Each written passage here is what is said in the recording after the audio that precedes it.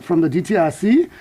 He's our chief economist, and one of the areas of cabinet, there might be some things that you'd want to have a bit more detail on, and he'll help us with that. Minister, welcome to you, sir. Thank you, Mike.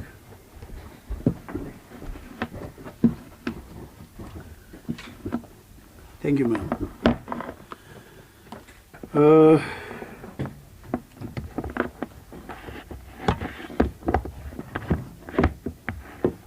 Something that can just hold this thing to stand like this. Even the bottle, if it can. Good. The bottle is doing the trick. Good morning, ladies and gentlemen. Thank you very much for your response as usual. Thank you for even a few minutes late. I think recently we had improved, Gavin, in terms of the starting time. It's just 1 or 4 or 5 minutes late now.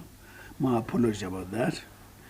And I'll be dealing with the cabinet statement, post the cabinet. Firstly, we'll be dealing with the Just Energy Transition Investment Plan. South Africa's Just Energy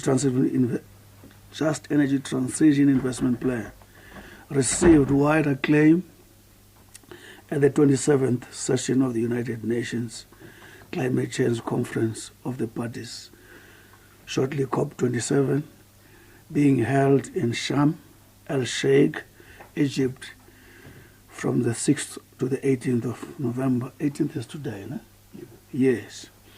The bold plan was endorsed by International Partners Group, the United Kingdom, United States, Germany, France, European Union, and other special partners. It outlines our transition to a low-carbon economy. It also contributes to the global efforts to ensure climate resilience and sustainable development for current and future generations. Being hailed as a groundbreaking new model for tackling climate change, the Just Energy Transition Investment Plan is based on the financial responsibility of developed countries to assist developing nations meet their climate change commitments. It identifies investments priorities in the sustainable and a fair transition towards cleaner energy in the area of clean hydrogen. Climate Change Conference of the Parties. Cabinet supported calls at COP27 being held in the same venue of Egypt from 6th to the 18th. Remain on track to meet the Paris Agreement goal of limiting the global temperature rise to 1.5 degrees Celsius. Our support for 1.5 degrees Celsius target is of utmost importance as South Africa, as an African and a developing country that is highly vulnerable to environmental, social, and economic effects of climate change. Cabinet also endorsed the Africa Group position to call on developed countries to honor their pledges and commitments made under both the UN Framework Convention on Climate Change and its Paris Agreement. These include a call for developed countries to take the lead on reducing emissions and providing developing countries with financial resources for their own climate action. In the fight against corruption, Cabinet welcomed the recent arrest and freezing of assets of individuals allegedly linked to state capture. These developments are a statement that the work of the Judicial Commission of Inquiry into allegation of state capture, corruption and fraud in the public sector, including organs of state, is now bearing fruit. Corrupt people and those who steal in the future of our children have no place in our society. Government is committed to dealing harshly with all acts of corruption without fear, favor, or prejudice. Cabinet urges citizens to report all acts of corruption to law enforcement agencies or call the National Anti-Corruption Hotline, which, to remind people, is 0800 701 701. Callers may choose to remain anonymous. On the Kenyan visit, Cabinet welcomed the successful state visit to Kenya by His Excellency President Cyril Ramaphosa at the invitation of his Kenyan counterpart, Dr. William Ruto. The visit included a business forum focusing on trade and investment between Kenya and South Africa. The visit also resulted in the signing of instruments on cooperation in correctional services, human settlement, audiovisual co-production, and on building the capacity of the state with the National School of Government. The two leaders discussed multilateral economic, regional, and continental issues. Kenya is South Africa's largest trading partner outside SADC region, making South Africa the biggest seller of goods to Kenya on the continent. South Africa exported over 6 billion worth of goods to Kenya in 2021. On the matters of severe weather conditions, Cabinet called on the public to exercise caution during unfavorable weather conditions, particularly thunderstorms. Government and the South African Weather Service will continue to provide information on severe weather based on the current observations and predictions. People are advised not to walk, swim, or drive through fast-moving flood water. Do not try to cross a flood area because you could be swept away by the strong currents. Always ensure that your children are safe and they are able to travel safely. On the G20 Leaders Summit, His Excellency President Ramaphosa participated in the 17th G20 Leaders Summit held in Bali in the Republic of Indonesia from 15 to 16 November 2022, which brought together world leaders in the collective effort to find solutions to a wide range of global challenges. The envisaged solutions include increasing multilateral cooperation for the recovery of the global economy, to bring stability to global financial systems, to promote long-term sustainable growth, and to strengthen global economic governance. The theme of the summit held under G20 presidents of Indonesia was, open quote, recover together, recover stronger, close quotes. As part of our nation's engagement, President Ramaphosa participated in the working sessions on the health, food and energy security, as well as held several bilateral meetings with key trade partners. Cabinet welcomed the deliberation at the summit, which underpin our own national priorities of reducing poverty, unemployment and inequality. In the area of skills revolution, Cabinet welcomed the official launch of micro-laboratory at the Coalfields Technical and Vocational Education and Training College in Welkom, Free State, on Thursday, 10 November 2022.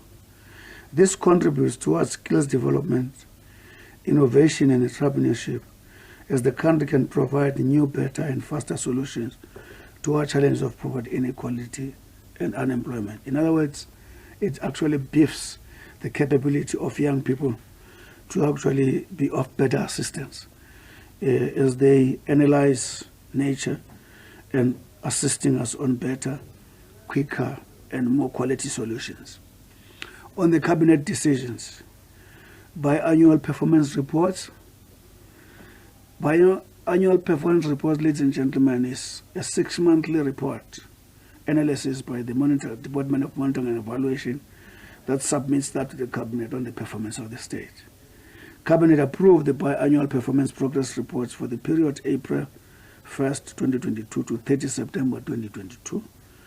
In addition to capturing the biannual performance progress, the report also provides a mid-term review of the priorities of 2019-2024 mid-term strategic framework.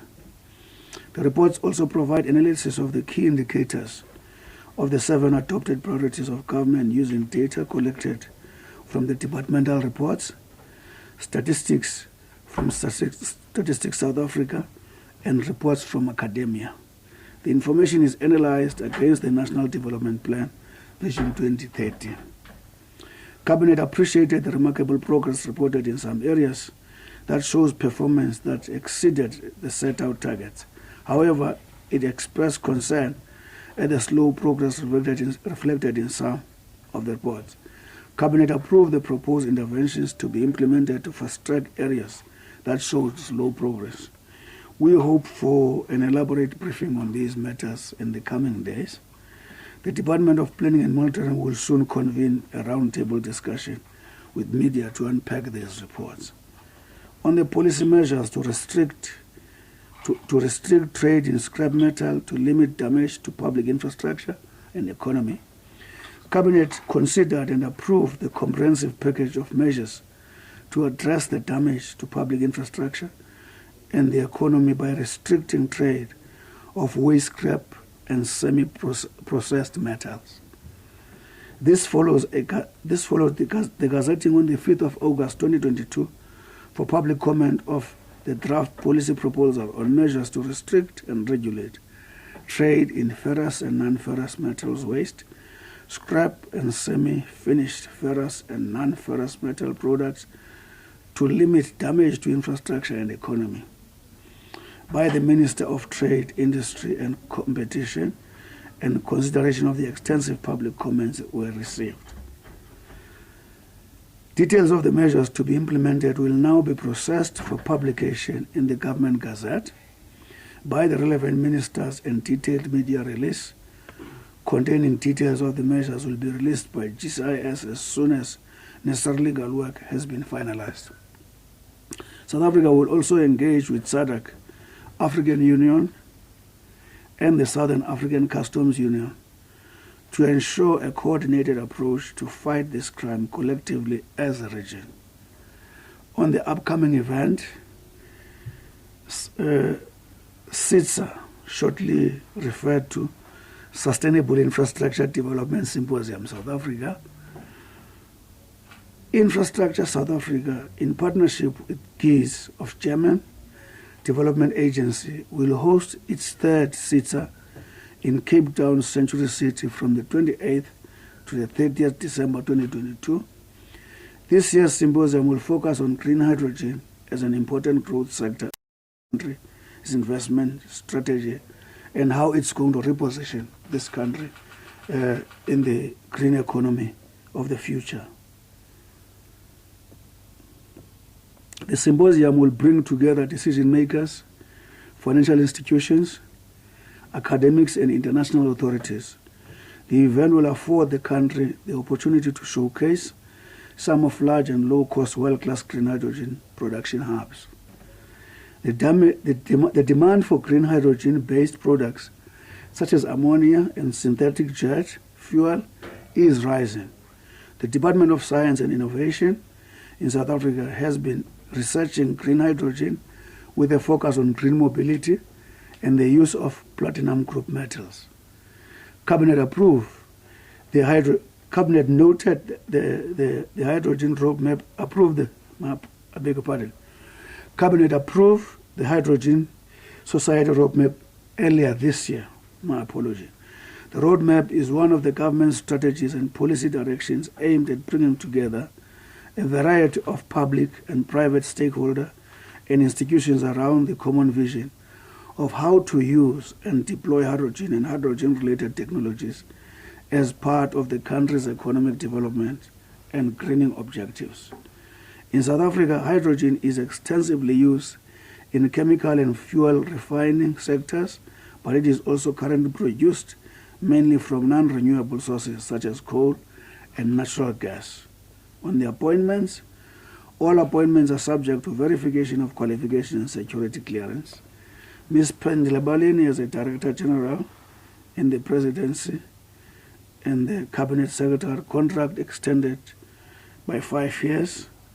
Dr. Philemon Mpati Mjaha as DG of the DSI, contract extended by 1 year. Cabinet concurred with the Minister of DTI with the following appointments: Board of the South African Bureau of Standards, Dr. Sandile Bethwel Malinga, Chairperson, Tumisang Tsehlo, Dr. Ruzani Namatudi, Miss Deidre Penfold, Dr. Nandipa Madiba, Miss Gloria Mnguni, Dr. Ron Josias, Dr. Mukondeleli Grace Kana Kantumba, Board of Companies Tribunal, Judge Dennis David, Chairperson, Miss Mina Tong Mungalo, Deputy Chairperson, Miss Diana Telebranch, Miss Hlaleleni, Kathleen Lepu, Professor Clement Maru Muahai, Mr. Joshua Sasha Kadish, Mr. Richard Bradstreet, Mr. Fuluzani, Shane Majunga, Miss Nomakrisa Kawe, Miss Brian Jennings, Dr. Ali Jigdei, Dr. Mashilo Buluka, interim CEO of the Film and Publications Board, has been appointed to 6-member board of the International Association of Internet Hotline. In Hope is a global body set up in 1996 in the Netherlands to protect children against sexual abuse material. Thank you very much, ladies and gentlemen.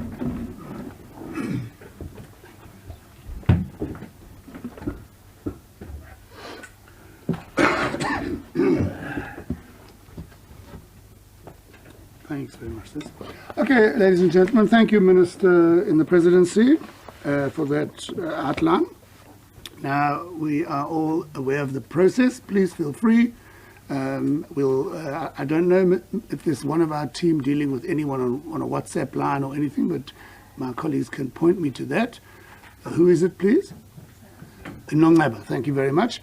Right, ladies and gentlemen, we'll start here in Tseli Mosetso House, Ronnie Momwepa. Any hands, please? Any questions to the Minister? Sir, Mr. Whittle. Thank you so much. Thank you so much. My name is Galvin Whittles from Newsroom Africa. Just coming to the South African energy crisis, this week we saw a statement by Eskom that someone had been arrested for sabotage at one of the power stations, which Eskom said significantly affected its capacity to generate energy and appeared to ascribe some of the load shedding to that sabotage. This is one of the first big arrests that was directly linked to this sabotage that caused load shedding. Did the Cabinet discuss this sabotage, and what is its view on the ramping up of load shedding to stage 4 that we're currently in? Secondly, we have seen members of the executive openly criticizing the President of the Republic. We saw reports from such criticism at the ANC meeting. Wondered whether the Cabinet has any view on that happening and whether it raises tension in the Cabinet. With regards to the move towards the scrap metals trade ban, you say you'll be engaging SADC countries on this. Could we get any further elaboration on the nature of those engagements and the timeline when those engagements might happen? That's it for now. Thank you. Thank you, Mr. Whittles, kindly. Anyone else here? These lights are a bit on the blinding side. You don't need to see anyone. Yeah. Okay, so let's go to the WhatsApp line. Ms. Mtlawuli, do we have anything, please?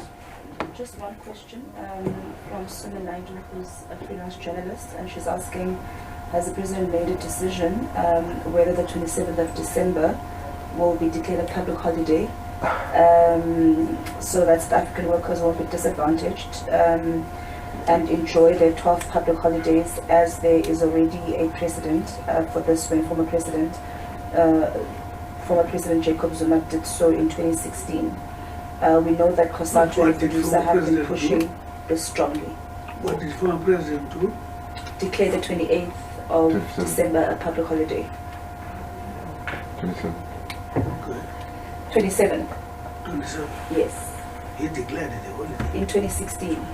So the question is the current president, has President Ramaphosa made a decision on declaring the 27th a public holiday? Yes, let me just have a quick look before I give Garvin a second bite. Colleagues, okay. Sir, you have a second bite, Mr. Whittles? Thank you. Sorry for not asking this question earlier. Yesterday we heard in a joint meeting by public sector workers that they will be embarking on a national day of action following the government's decision to implement a 3% wage hike. They had made a threat there of an indefinite strike. I realize this was yesterday, may not have been discussed by the cabinet, but I wanted to find out the government's view on the impasse between the public sector workers and the state at the moment, and perhaps a comment on these threats of an indefinite strike. Right, I'm going to take those first 6, 1, 2, 3, 4, 5 minutes, and then perhaps we'll give folks and others online or whatever a chance to think a bit more. I'll take a second round after that, but then we'll start moving to closure. The Minister, would you like to come and share your views on this matter?